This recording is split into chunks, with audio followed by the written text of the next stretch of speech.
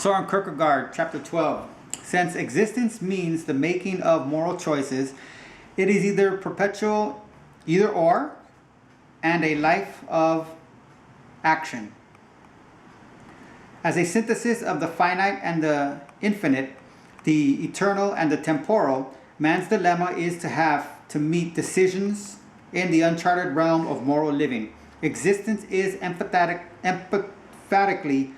not a new system of philosophy or a new view taken in life.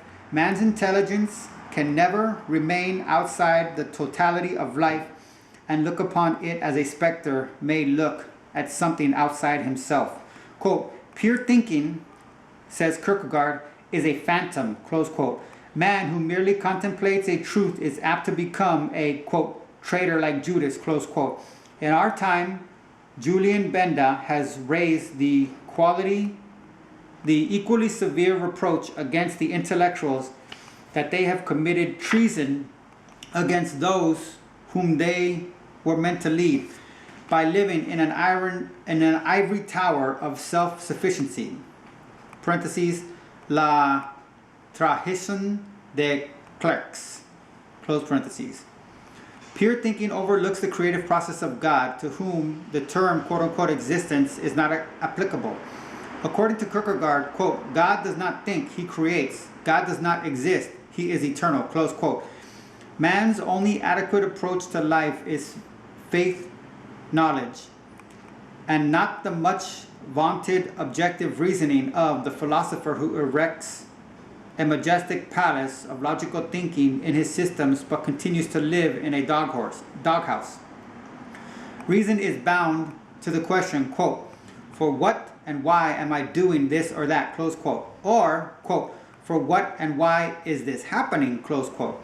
But God's work is beyond the limits of understanding, and he may appear as unreasonable to us as his demand of Abraham that he kill his son Isaac. Yet he is wise in a mysterious manner, although appearing paradoxical to us. Any truth is a complexio oppositorum, to which Jacob Boehme's term, quote, the troubled truth, leading to despair, quote unquote, the troubled truth leading to despair as long as faith does not give it direction. Yet he, God, is wise in a mysterious manner, although appearing paradoxical to us. Any truth is complexio oppositorum, to which Jacob Boehme's term a quote-unquote troubled truth, leading to despair as long as faith does not give it direction. It is obvious that this existential emphasis is not meant to be a new system of thought like Hegel's philosophy, against which Kierkegaard rose as passionately as he attacked all philosophy based on reason alone. It is, of course, possible to construct a logical system which pretends to include all aspects of life, a catalog of that which is, but logic is itself part of God's creation and cannot step outside itself to appraise the totality of life. It must transcend itself in faith. The philosophical existentialist inverts Descartes' quote, I think, therefore I am, close quote, by stating, quote, I am, therefore I think, close quote. But the religious existentialist will have to say, quote, I believe, therefore I am, close quote. It seems important to stress that Kierkegaard did not radically negate logical and rational thinking, a realm in which he was himself a master. Rather, he emphasized the idea that while we live in the realm of thinking, it must be thinking that commits us and becomes congruent with living. There are, again, paradoxes or seeming contradictions in this existential demand. To move toward the light requires a leap into the darkness. Singleness of purposeness is needed to reach totality.